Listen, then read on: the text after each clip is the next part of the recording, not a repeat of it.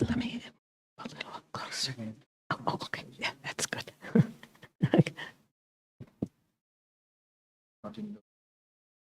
No, I think it's okay.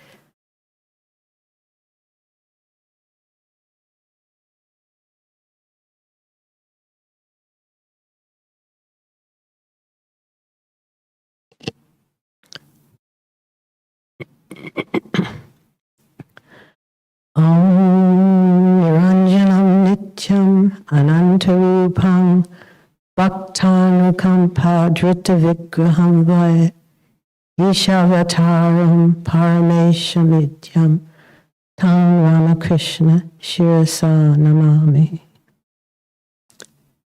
Thou the stainless, eternal, and multi-farmed one, who has assumed a farm out of thy abounding grace to devotees, thou the worshipful Lord of all, manifest as the divine incarnation, to thee, Ramakrishna, my full prostration with head touching the ground.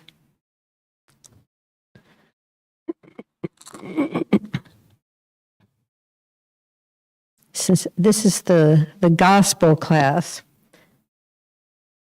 I'm going to do like a meditation on Ramakrishna, some stories about him. I think probably you all know most of these stories, if not all of them. It'll be good to just meditate on him in this way.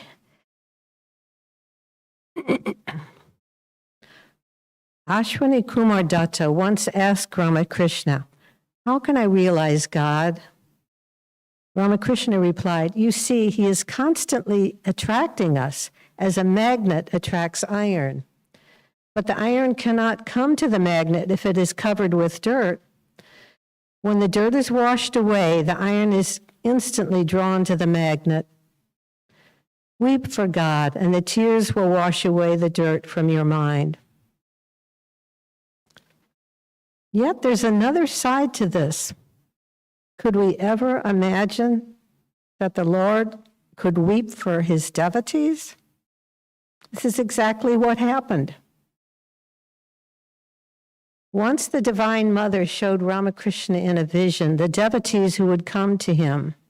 From then on, he had an intense longing for them, yet he had to wait quite a few years for them to come. And just as he had yearned for the vision of the Divine Mother, he later yearned for the devotees. As he described it, "In those days, there was no limit to my yearning to see you all. My heart wrung like a wet towel, and I was restless with pain. I wanted to weep loudly, but I couldn't cry in public or people would misunderstand me. I could just manage to keep my grief under control during the daytime, but when evening came and the Vesper music resounded from the temples of Mother and Vishnu, I could master my feelings no longer. I was overcome by the thought that another day had gone and still you were not here. I would climb onto the roof of the owner's bungalow and cry out at the top of my voice, 'Come to me, my children. Where are you? I can't bear to live without you.' I thought I would go mad." So this is how Ramakrishna began exerting his magnetic pull. It's amazing that the Lord would long for his devotees even more intensely than the devotees long for the Lord. In fact, could we ever have the intensity of yearning for the Lord that Ramakrishna had for his devotees? Moreover, a magnetic pull of such magnitude, one from an incarnation of God, would enter a subtle cosmic plane. This means that Ramakrishna's call would spread all over and it would continue on and on. The Swami Akhandananda once said, "That cry has not ended there. It is still ringing through the air and shall continue for eons." So the pull of the magnet is still there. He's still yearning for the devotees. Pillai Lokacharya, a renowned saint philosopher and commentator of the Sri Vaishnava tradition in South India, says that God has 4 special qualities that are particularly meant for attracting the devotees. And these he also uses to bind the devotees to him so that they can take refuge in him when they have been drawn to him. According to him, these qualities are vatsalya, affection, swamitva, lordliness or ownership, soshilya, friendship or affability, and solabhya, accessibility. Each one of these qualities individually is enough to attract and bind a devotee to the Lord. And normally the Lord manifests one of them at a time more intensely than the others, depending on the devotee and the circumstances. Yet behind the Lord's love for each devotee, all 4 of these are working, acting like a powerful unseen magnet. They create a strong pull towards the divine. So the Lord first attracts the devotee and then binds us to him. Here we shall see how Ramakrishna used each of these 4 qualities in his life to attract and bind various devotees. He manifested multiple qualities for each of the devotees, but regarding Narendra, Swami Vivekananda, we shall see in particular how he used all 4 of them to attract and bind him. First, we'll look at vatsalya, the affectionate attitude. The word vatsa actually means a calf. So we can understand that vatsalya is like the loving affection that a mother cow has for her calf. When a mother cow sees her calf, even after a short separation, she licks the calf all over. Ramakrishna once said, God is fond of his devotees. He runs after the devotee as a cow after the calf. Now, there's no doubt that Swami Brahmananda, Rakhal, was the special object of the master's vatsalya. As Ramakrishna knew that Rakhal was his manasputra, his mind-born son, that is his son, his spiritual son. This is what Ramakrishna said himself, and all the other devotees of the master acknowledge this. But we cannot think that this relationship with the master ended with the passing away of the master. Without doubt, Swami Brahmananda remained tied hand and foot to Ramakrishna throughout his life. So much so, in fact, that people, including his brother disciples, regarded him and honored him as being one with the master. Swami Shivananda once told Swami Prabhupada regarding Swami Brahmananda, he said, "You have seen the Son of God. You have seen God." According to Swami Satprakashananda, Swami Vivekananda looked upon Swami Brahmananda as the veritable son and successor of Ramakrishna, and he treated him as such. Swamiji felt that Swamiji felt that the whole mission was in the hands of Swami Brahmananda. And like Ramakrishna, Swami Brahmananda had to forcibly keep his mind down in order to guide the monks and devotees and the work of the mission. But by holding his mind down like this, he took upon himself the work of molding the minds and lives of those who gathered around Ramakrishna's name in response to Vivekananda's call. Thus, Swami Brahmananda had a tremendous effect on the work of the Ramakrishna mission in its early days in both India and the West. As Swami Satprakashananda said, Swami Vivekananda laid the foundation of the mission while Swami Brahmananda built the edifice. Now and then, Ramakrishna himself spoke about his special relationship with the young Rakhal. He said, in those days, Rakhal had the nature of a child of 3 or 4. He treated me just like a mother. He kept running to me and sitting on my lap. He wouldn't move a step from this place. He never thought of going home. I forced him to from time to time, lest his father forbid his coming here altogether. The very sight of me used to evoke in Rakhal a childlike feeling that cannot be described. It impressed everyone who saw him. While in ecstasy, I would feed him with butter and sweets and play with him as a mother plays with her child. I often carried him around on my shoulders. In the Gospel, M. wrote, "During these days, Ramakrishna's heart overflowed with motherly love, like the love Yashoda felt for Krishna. So he kept Rakhal with him. Rakhal felt toward the master as a child feels toward its mother." And in another scene, M. wrote, Sri Ramakrishna was sitting on the small couch. He was in an ecstatic mood, and he looked at Rakhal. Suddenly, he was filled with the tender feeling of parental love toward his young disciple and spiritual child. Presently, he went into samadhi. Regaining partial consciousness, the master said, "Why is my spiritual feeling kindled at the sight of Rakhal? The more you advance toward God, the less you will see of his glories and grandeur. The aspirant at first has a vision of the goddess with 10 arms. There is a great display of power in that image. The next vision is that of the deity with 2 arms. There are no longer 10 arms holding various weapons and missiles. The aspirant has a vision of Gopala in which there is no trace of power. It is the form of a tender child.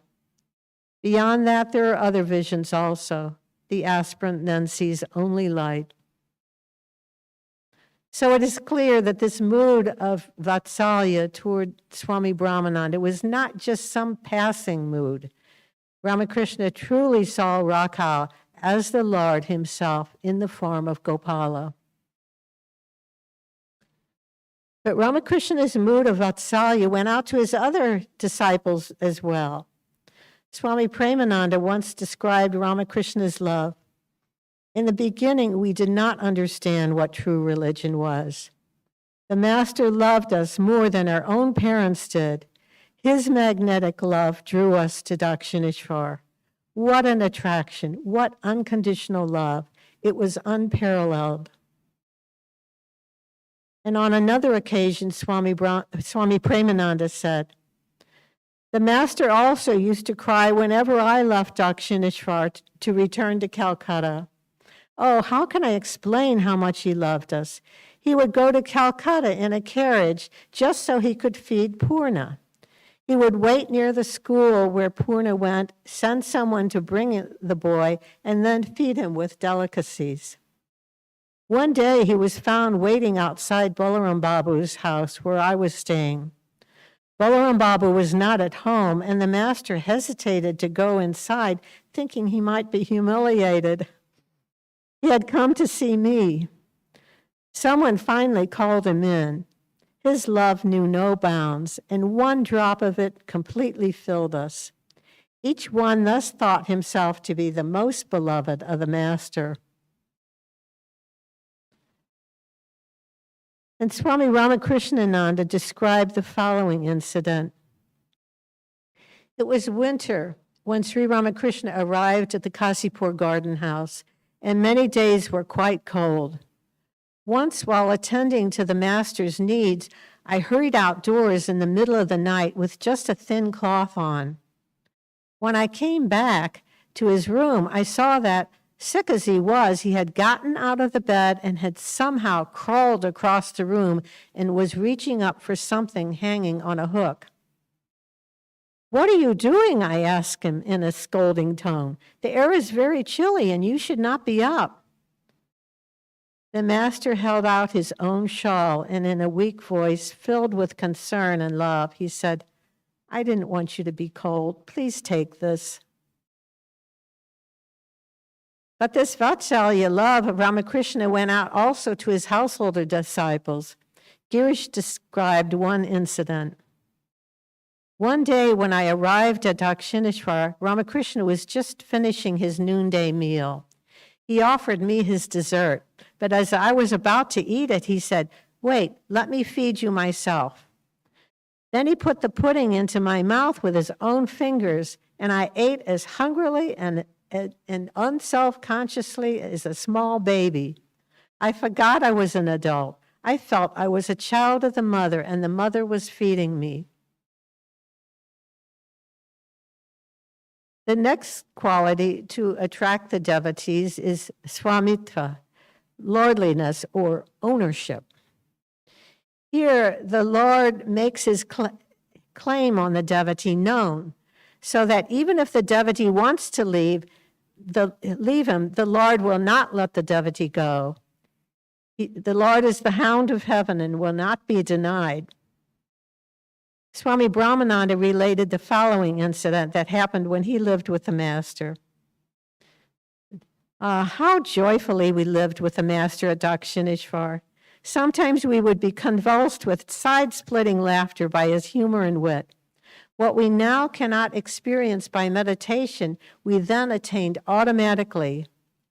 If my mind went astray even a little, he would understand it from my appearance and would pass his hand over my chest, setting my mind right. And how free I was with him. One day on the semicircular west porch, I was rubbing oil on his body. For some reason, I got angry with him. I threw away the bottle of oil and strode off with the intention of never returning. I got as far as Jaddu Malik's garden house, but I could not move further. I sat down. In the meantime, he had sent Ramlal to call me back. When I returned, he said, "Look, could you go?" I drew a boundary line there. That as he drew a line past which the young disciple could not go. Mentally, of course. M. also once wrote about how the Master showed his ownership of a disciple.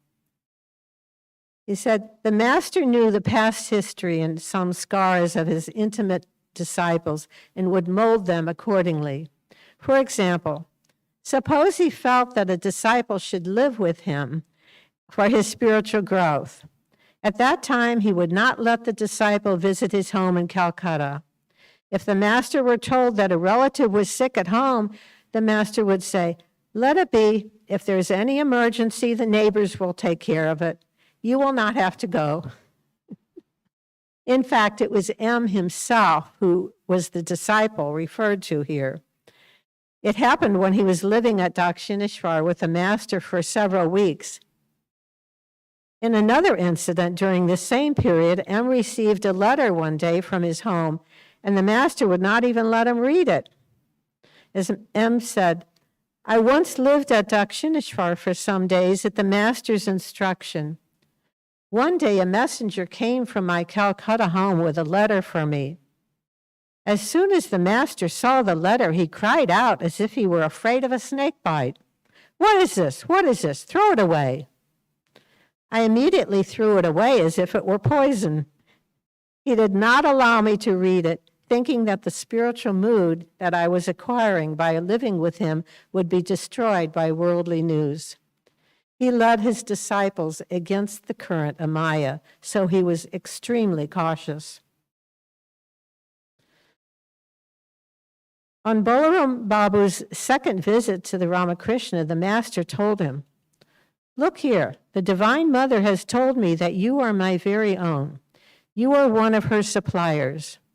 Many things are stored up for this place," meaning himself, "in your house. Buy something and send it here." Balaram then went back to Calcutta, personally selected some food and other things for the Master at a market, and then returned with them in a carriage to Dakshineshwar. Well, speaking about ownership, we cannot forget how Ramakrishna lured Girish into giving him his power of attorney. Now, it was Girish's very nature that he simply could not be bound down by rules or anything that he felt he was required to do. Being bound like that made him feel claustrophobic, and this is why he just could not agree to practice any spiritual disciplines. So when Ramakrishna offered to take on his power of attorney, Girish was delighted. He thought he was totally off the hook, totally free. He would not have to do a thing. But he soon learned that surrendering one's power of attorney is not so easy. It means that one must constantly discriminate whether one is doing something according to one's own will or the Lord's will. So in this way, one must constantly think of the Lord, which is the purpose of spiritual disciplines. Now, the phrase power of attorney is bokoma in Bengali. This is the word Ramakrishna used anyway. Now, it's interesting that the word bokoma, now bokoma is power of attorney. Bokoma refers to a person who is illiterate and needs someone to sign for him or her. See the joke here. Girish was one of, if not the most gifted writers of his day. He was an extremely talented playwright and poet, while Ramakrishna himself could barely read and write. But most people thought of him as being illiterate. But it is Girish who was the bokoma, who was the illiterate one who needed someone to sign for him. And he had to turn his power of attorney over to Ramakrishna, who was almost illiterate. This is one of those jokes of the Divine Mother. Next, there is Soshilya, friendship or affability. Here the Lord becomes small and humble, making the devotees forget his divine glories altogether. And he interacts with his devotees in personal, familiar ways, as if he is their best friend. Swami Ramakrishnananda once said, all the young disciples were still at a malleable age, in their teens or early 20s. 2 were scarcely 16. And the master played with them all as if they were little children. He was very fun-loving and was discovered near the Panchavati one day by a visitor having a game of leapfrog with his boys. Sometimes he would send them into peals of laughter by his mimicry. And Ramakrishna was also very free with Motor Babu, the son-in-law of the founder of the temple. Now, Motor Babu was basically the head of the temple at this time, his boss. And he would but Ramakrishna would now and then stay at his Jan Bazaar mansion in Calcutta, and he would even sleep in the same room as Motor and his wife Jagadamba. Now, early one morning at 2 a.m., Ramakrishna woke Motor up and said, I want to go back to Dakshineshwar. Motor said, Father, where shall I get a carriage now? You can go at daybreak.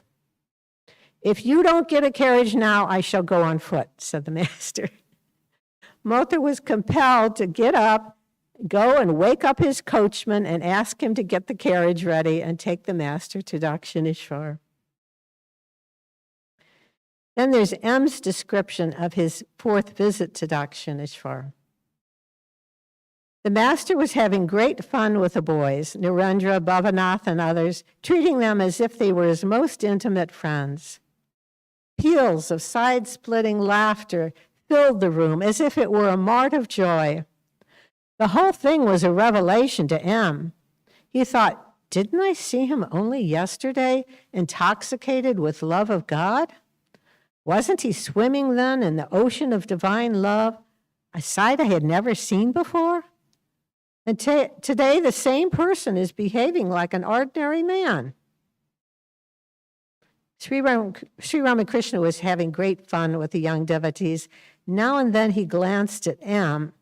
He noticed that M sat in silence. The master said to Ramlal, you see, he's a little advanced in years and therefore somewhat serious. M was then 27 years old. Now, Kedarnath Bandyopadhyaya told the following story. Rosik was a sweeper of the Kali temple. Now, a sweeper means that he's, basically he's an untouchable, like that. One day, I heard the master talking with him in the latter's courtyard. They were talking very intimately, as though they were close friends. The master smiled at him and said, "Don't drink too much." Rosik was then drunk and rolling on the ground. "Father," he replied, "I can't afford to drink. Luckily, Nadabar Punja's mother died, so I got some extra money for doing some cleaning. But whose mother is going to die every day?" Ramlal, the master's nephew, once said, "The master was full of fun. Sometimes he made us laugh so hard that our stomachs would ache. Like a child, he would ask the devotees, 'Well, I have actually seen and heard all these funny things. Is it wrong for me to tell you?' The devotees would say, 'No, sir, it is not wrong. Please tell us more. We love it.'" Holy Mother also related one incident. She said, "The master used to have great fun with the boys. Naran and Baburam would roll on the floor with side-splitting laughter. Once, while living at the Kasipur garden, I was going up the steps carrying a bowl of milk when I felt giddy and fell. All the milk was spilled and my heel was dislocated. Naran and Babu came running and took care of me. There was a great inflammation of the foot. The master heard of the accident and said to Baburam, 'Well, Baburam, it is a nice mess I am in now. Who will cook my food? Who will feed me now?' He was then ill with cancer of the throat and lived only on farina pudding, and I used to make it and feed him in his room in the upper story of the house. I had a ring in my nose then. The master touched his nose and made the sign of a ring by making a circle with his finger in order to indicate me. He then said to Baburam, 'Baburam, can you put her,' making this, 'in a basket and carry her on your shoulder to this room?' Naran and Baburam were convulsed with side-splitting laughter. Thus he used to cut jokes with them. Then there is Saulabhya, accessibility. The very purpose of the Lord incarnating himself is to be accessible to the human beings. The example is given of an elephant. The elephant is so big that there's no way anyone can climb up on the elephant and get on its back. But if the elephant sits down on all fours on the ground, then a person can climb on it and ride on its back. In the same way, the infinite Lord humbles himself by taking a human form and acting just like a loving human being so we can become close to him. As said before, Ramakrishna had very little education, but he could read and write. Yet his disciple Latu was totally illiterate. So once the master decided to teach Latu how to read. He tried to take him through the Bengali alphabet himself. Showing him the first few letters, the master carefully gave Latu their proper pronunciation and asked him to repeat them. But Latu was from Bihar, the state just west of Bengal. And his pronunciation was quite different from that of a Bengali. Ramakrishna corrected him repeatedly with much amusement, but the result was always the same. Both the master and Latu began to laugh, and the lesson was stopped for the day. The experiment continued for 3 days, after which Ramakrishna gave up in despair and told Latu, "No more book learning for you." Thus ended Latu's education. Now here we should remember that the master's nickname for Latu was Leto. In later years, seeing the profound wisdom coming from Latu's mouth through the grace of Ramakrishna, Swami Vivekananda used to call him Plato. So the Lord's accessibility is for everyone, rich or poor, men or women, high caste or low caste, saint or sinner. Rasik, the sweeper of Dakshineshwar temple, loved the master very much. And he used to call him father. One day the master was returning to his room from the direction of the Panchavati, absorbed in a spiritual mood. At that time, Rasik knelt down before him and prayed with folded hands, "Father, won't you bless me? What will happen to me?" The master assured him, "You have nothing to worry about. You will have your wish fulfilled. You will see me at the time of death." Swami Shivananda later said, and that is exactly what happened. Shortly before his death, Rasik was carried to a holy spot near the tulsi plant next to his house.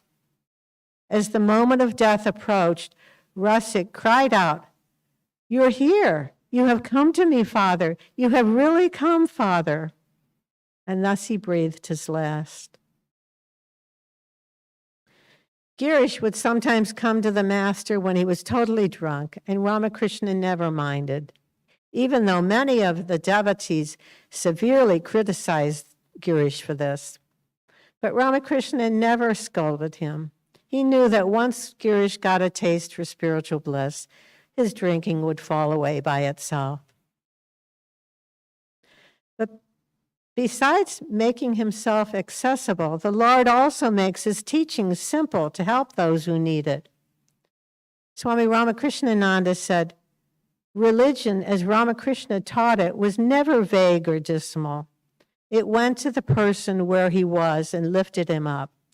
It was not like an eagle which soars high in the sky and calls to the tortoise, 'Come up here.' Can the tortoise ever hope to rise so high? No, it can only say, 'If you come down and lift me up, then I can go up there.'" So Ramakrishna in his teachings came down and carried the person up by degrees. It gave him new hope and courage. One day, while Latu was massaging Ramakrishna's feet, the master asked, "Do you know what your Lord Rama is doing now?" Latu kept quiet. The master said, "Your Lord Rama is now passing an elephant through the eye of a needle." Latu understood that Ramakrishna, out of compassion, was pouring spirituality into him. Later, Latu reminisced, "Did you know that the master snatched me from the snares of the world? I was an orphan. He flooded me with love and affection. If he had not accepted me, I would have been like an animal, spending all my days working like a slave. My life would have been worth nothing." But we must not think that Ramakrishna watered down his teachings or that Latu and other disciples did not attain profound spiritual experiences. Latu served the master for over 6 years, and at the same time, the master taught him many spiritual disciplines, and Latu had many profound experiences. One night, the master said to his young disciples, "What's the matter with you? Have you come here to sleep?" He then gave specific instructions to each disciple and sent them to different places in the temple garden. Ramakrishna sent Latu to the bell tala, that's the bell tree under which he had practiced tantric sadhana. At midnight, Latu became immersed in deep meditation and could not move from his seat. In the morning, Ramakrishna did not find Latu in his room, so he went to look for him in the bell tala. He found Latu there guarded by 2 dogs as he was meditating. Slowly, Latu regained outer consciousness, saw the master in front of him and bowed down to him. While returning to his room, the master said to Latu, "I saw 2 Bhairavas, their guardian spirits, protecting you disguised as 2 dogs. You're very fortunate. The Divine Mother sent those spirits to protect you." But naturally, in the Lord's accessibility, not everything is fun and frivolity. Ramakrishna understood the suffering of life and tried to relieve the pain in the hearts of people whenever he could. Swami Shivananda said, when Mani Malik lost his son, he came to Ramakrishna with a broken heart. Ramakrishna not only sympathized with him, but entered so deeply into Mani Malik's grief that it almost seemed as if he were the bereaved father and that his sorrow surpassed Mani Malik's. After some time, Ramakrishna suddenly went into a different mood, and he sang a song encouraging Mani to prepare for the battle of life. I remember how the father's grief was assuaged. The song gave him courage, calmed him, and instilled peace in him. And during a pilgrimage with Motor Babu, their party stopped at Deoghar to visit the Vaidyanath Shiva temple there. But soon Ramakrishna noticed that the local people, who were mostly Santals, an Aboriginal tribe, were practically naked and also extremely emaciated from starvation. There had been a terrible famine there for the last 2 years, and the people were suffering terribly. In spite of living almost constantly in a high spiritual mood, the master could not bear to see their suffering. He asked Motor to give them oil and clothes and to feed them well. When Motor resisted, Ramakrishna told him that he would not leave those people unless their misery was relieved. So Motor had no choice but to do as Ramakrishna directed. A similar incident happened a few years later when Motor took Ramakrishna to visit one of his estates in the district of Nadia. Now, Motor depended on these estates for money, and this estate was maybe meant for the temple garden too, to get money for the temple garden. Motor was going there to collect the annual taxes from the people, but the villagers had been suffering for the past 2 years from a famine, so they had nothing to give. Ramakrishna then insisted that Motor remit their taxes and also give them clothes and a big feast. Ramakrishna told Motor, "You are merely the Divine Mother's steward, and these people are the Mother's tenants. Let Mother's money be spent. They are suffering so much, and won't you help them? You must." Again, Motor had to accede to the master's wishes. Now we'll go to Swami Vivekananda.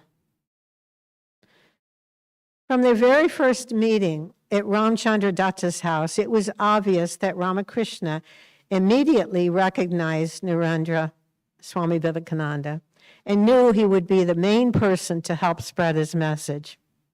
According to Swami Saradananda, the master's attraction to Naran was caused by his great desire to transmit his life experience to this worthy disciple as soon as he met him. Thus, this first meeting also made the master extremely eager to draw Swamiji to him. Here we'll see how Ramakrishna used his divine qualities to reel Swamiji in, as a fisherman reels in a huge fish. First is Vatsalya, the deep affection like a mother cow's longing for her calf. Once Swamiji had not come to Dakshineshwar for some time, so Ramakrishna sent his nephew Ramlal to Swamiji's house with some sweets, nuts, and dried fruits, mainly to get news of him. As Ramlal could not get a carriage, he walked all the way to Shimla in Calcutta, though it was a hot, sunny day. Swamiji was very surprised to see him and also pained that Ramlal had taken so much trouble to come. After fanning and attending to Ramlal, Swamiji changed his clothes and combed his hair nicely and left with him for Dakshineshwar. Ramlal later said, "When we reached Dakshineshwar, Swamiji bowed down to the master. The master wiped the dust from Swamiji's forehead. Then he ruffled Swamiji's hair with his fingers and said, "This foppishness does not suit you. Will you stay here today?" "Yes, Master," said Swamiji. Then the Master told me, "Ramlal, please arrange some nice food for him." Swamitva, that is ownership. This is when the Lord makes it understood that we are his property and we cannot escape from him. Once, when Ramakrishna was alive, Swamiji decided to renounce the world and become a wandering monk. He fixed a date to leave and then heard that the Master was coming to a devotee's house in Calcutta on that day. Swamiji then decided to see him before leaving. But Ramakrishna knew what was in Swamiji's mind, and he insisted that Swamiji return with him to Dakshineshwar in his carriage. Swamiji was then obliged to go. When they were in the Master's room in Dakshineshwar, the Master suddenly went into an ecstatic state, took Swamiji's hand, and with tears pouring from his eyes, sang this song. "We are afraid to speak, and yet we are afraid to keep still. Our minds, O Radha, half believe that we are about to lose you." Swamiji also burst into tears, realizing that Ramakrishna knew about his plans. Other devotees sitting in the room could not understand what was happening, and the Master refused to tell them. Later, when the other devotees had left, Ramakrishna said to Swamiji, "I know you have come to the world to do the mother's work. You can never lead a worldly life. But for my sake, stay with your family as long as I am alive." Swamiji once said, "Ramakrishna dedicated me to the Divine Mother, and I believe that she guides me in every little thing I do and just does whatever she likes with me. Yet I fought so long. I love the man," meaning Ramakrishna, "and that held me. I thought him the purest man I had ever seen, and I know that he loved me as my own father and mother had not the power to do." In another time, Swamiji said, 2 or 3 days before Ramakrishna's passing away, she, who he used to call Kali, entered this body, meaning Swamiji's body. "It is she who takes me here and there and makes me work without letting me remain quiet or allowing me to look to my personal comfort. Before the Master left the body, he called me to his side one day and asking me to sit before him, he looked steadily at me and went into samadhi. Then I felt a subtle force like an electric shock was entering my body. In a little while, I also lost out of consciousness. When consciousness returned, I found Ramakrishna shedding tears. On questioning him, he answered, 'Today, giving you my all, I have become a beggar. With this power, you are to do much work for the good of the world before you return.' Swamiji said, 'I feel that power is constantly directing me to do this or that work. This body has not been made for remaining idle.'" So Sheila, the Master's attitude of friendship toward Swamiji. Regarding his second visit to Dakshineshwar, Swamiji himself said, "His behavior towards me was like that of a man who meets an old friend or relative after a long separation. He seemed not to be satisfied with entertaining and taking all possible care of me. This remarkably loving treatment drew me all the more to him. At last, after finding that the day was coming to a close, I asked leave to go. He seemed very dejected at this and gave me permission only after I had promised to come again at my earliest convenience." In fact, Swamiji and Ramakrishna had a very unique relationship. It was not an ordinary guru-disciple relationship. They were friends. When Swamiji used to visit Ramakrishna at Dakshineshwar, they used to joke around and tease each other like friends. Once when Swamiji came there, they were joking around and teasing each other like this, when suddenly Ramakrishna said, "You know, I've done so much austerities. If you can do 1/16 of the austerities I've done, I'll see that you get a bed with a mattress so thick." And he said how thick it was. Well, as they were joking around, Swamiji just took this as a joke. But years later, when Swamiji was visiting the Leggett family at Ridgely Manor, he slept on a bed there with a very thick mattress. And after he left, Josephine MacLeod, Betty Leggett's sister, decided that Swamiji should have that bed in India. So she had it packed up and shipped to Swamiji in India. Now, one day, soon after it arrived, Swamiji was in his room, and he looked at that mattress with a thick mattress. And he looked at that bed with a thick mattress, and he remembered the incident with Ramakrishna. Then tears started rolling down Swamiji's face as he remembered those days with the master. In fact, Swamiji's relationship with the Lord, that is, his own spiritual bhava, was, in fact, Sakya Bhava, the mood of a friend. And his brother disciples and his own disciples could see this clearly in the relationship between Swamiji and Ramakrishna. When Swamiji would do the worship at Bellar Mat, he used to refer to Ramakrishna as Bandhu, friend. Swamiji once said, "Besides meditation and spiritual exercises, we used to spend a good deal of time there in Dakshineshwar in sheer fun and merrymaking. Ramakrishna also joined in us, and by taking part enhanced our innocent pleasure. We used to run and skip about, climb on the trees, swinging from the creepers, and at times hold merry picnics. So labhya, that is, the Lord makes himself accessible to his devotees. Once Ramakrishna had a great desire to see Swamiji, but on that day he knew that Swamiji would be attending the Brahma Samaj service, as Swamiji used to sing for the service. But never mind, if Swamiji could not come to him, he would go to Swamiji. Ramakrishna somehow got a carriage and went to the Brahmo temple. It was then evening.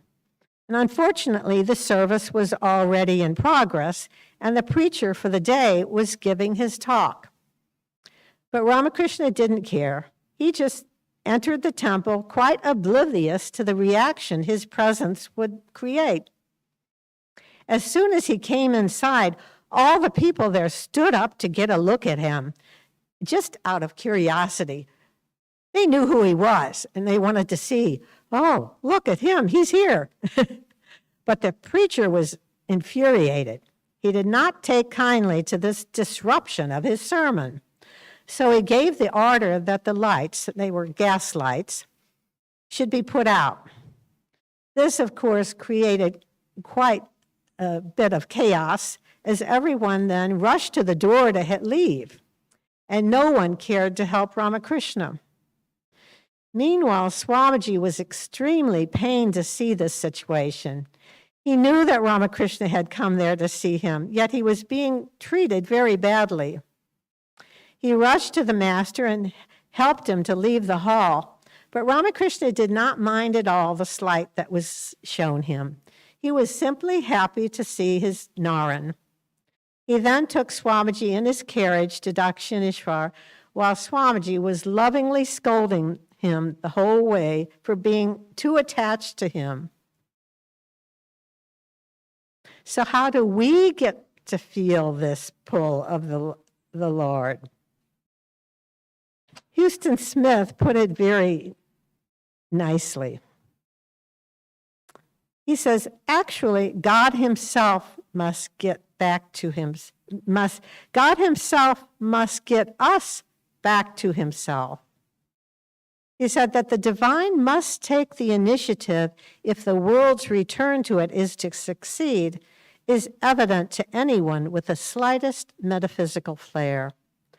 For the incommensurable difference between the finite and the infinite renders absurd the notion that the finite might bridge the gap with its own resources.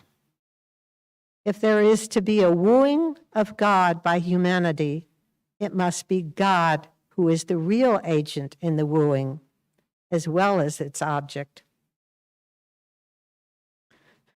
That is to say, through his divine qualities, God attracts himself to himself and then plays his divine play with himself. But the part of himself that plays the role of the devotee must be covered with some maya in order to play his or her part. Otherwise, where's the fun? So that is our part in this play, and it is for us to realize it. Thank you.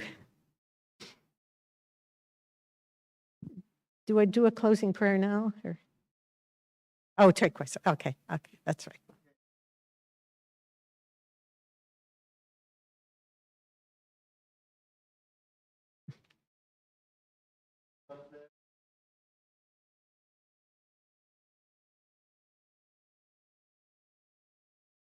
We have one.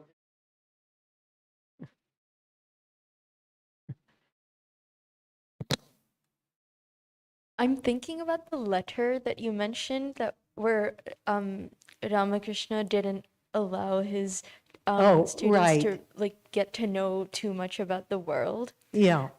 So I was wondering, how do we who are like so in the world balance like living in the world and trying to aspire spiritually? Well, in this case, M was staying with Ramakrishna for a few weeks, and his mind was totally absorbed. Ramakrishna wanted him to have this like retreat period, to be totally absorbed in spiritual practices and talking about God, listening about God, hearing about God. So he didn't want any touch of any kind of worldly news, any touch of worldly news in this period when M is totally immersed in God. Any touch would be it would pain him, you know. It would be jarring to him. Now, for people for us, we have to be in the world, hearing the news, looking at the weather reports and all this. We cannot be totally immersed in spiritual practices that way unless we really retreat. Even monastics, we have to get away and do a real retreat, a silent retreat somewhere or something. And then we notice when we come back, ooh, it's jarring, to hear the news of the world. Oof. But meanwhile, when we're working in the world, we're always getting the news of the world. What is happening here? What is happening there? And so it's not this, we don't feel this jarring effect so much. We'll do our spiritual practices, and this is why Swami Brahmananda also used to say, when you do your meditation in the morning or the evening, don't talk to anyone. Just afterwards, just be silent. And don't just slowly get back, you know. He said, sometimes you don't get the effect of your meditation during the meditation itself. Sometimes the effect, some effect will come right after the meditation when you don't expect it. I've seen that happen too myself, you know. So this is why he said, you know, even for us, who the rest of the day will be spent in doing some work, you know, but during that time, you know, even after meditation, give some space before you get back into doing some work.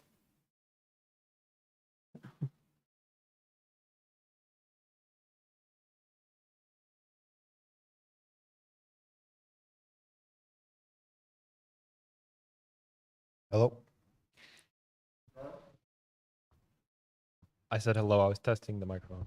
Yeah. But I was just wondering about this group of attitudes and the group, the what? the set of attitudes, like Vatsalya, Oh, Sushila, right. Uh-huh. and the other set of attitudes with Santa, Vatsalya also, Madhura, are they sort of inverse of each other? Like one set is the Lord for the devotees and the other is devotee for the Lord, or what is the difference between them? Yeah, you could say that. This Soshila, Swamitva, like that, this Pillai Lokacharya says, this is the what's coming from the Lord. And the others like Shanta, Daisya, Vatsalya, like that, this is partly, mostly from what we're thinking of, our attitude to the Lord. But we don't realize it, that the Lord is also giving us that attitude. It's two-sided. We may think that this is a one-sided attitude, our Daisya Bhava or Vatsalya Bhava, like that. We may think this is our attitude to the Lord. We don't really realize the Lord is feeding us this. So, it's two ways. But the Pillai Lokacharya is saying that these Vatsalya, the Swamitva, that is, these attitudes are, this part is coming from the Lord to us, to attract us.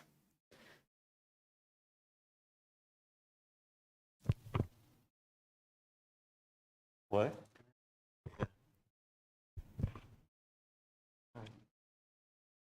So I think with Holy Mother, it's very hard to have any other kind of bhava than, think of her as a mother.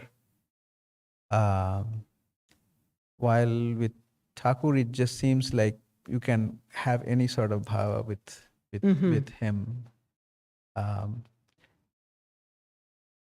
Why do you think is that? You mean that for Holy Mother, the whole attitude is You can't have any other right. bhava.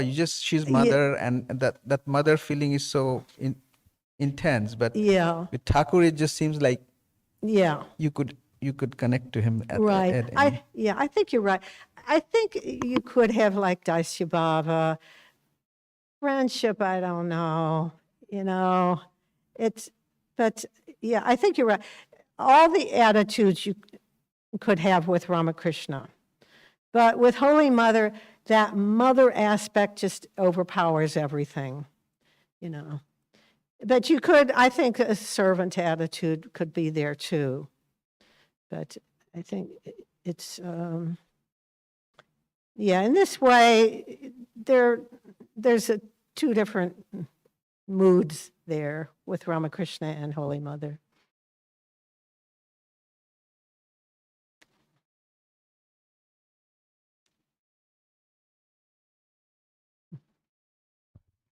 Okay, if there are no more questions, I'll make a few announcements and then we'll have the closing prayer. Friday, we'll have our regular class time. It'll be a video of one of the early Srimad Bhagavatam classes. Sunday, April 7th, Chester Vonchek will give a talk on the Divine Comedy. Morning and evening meditations will go on as usual. And there's a retreat on Saturday, April 27th. If you'd like to register, you can do it on the website or with Naomi. And I think that's it. And we have the closing prayer if you'd like. Oh, okay, you have it, okay.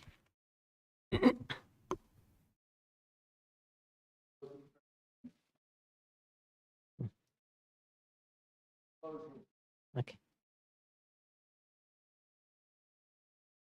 May the divine, who is Father in heaven of the Christians, the Holy One of the Jewish faith, Allah of the Muslims, Buddha of the Buddhists, Tao of the Taoists, the Great Spirit of the Native Americans, Ahura Mazda of the Zoroastrians, and Brahman of the Hindus, may he lead us from the unreal to the real, from darkness to light, from death to immortality.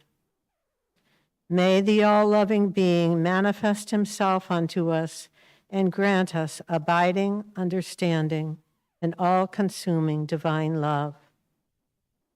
Peace, peace, peace be unto all.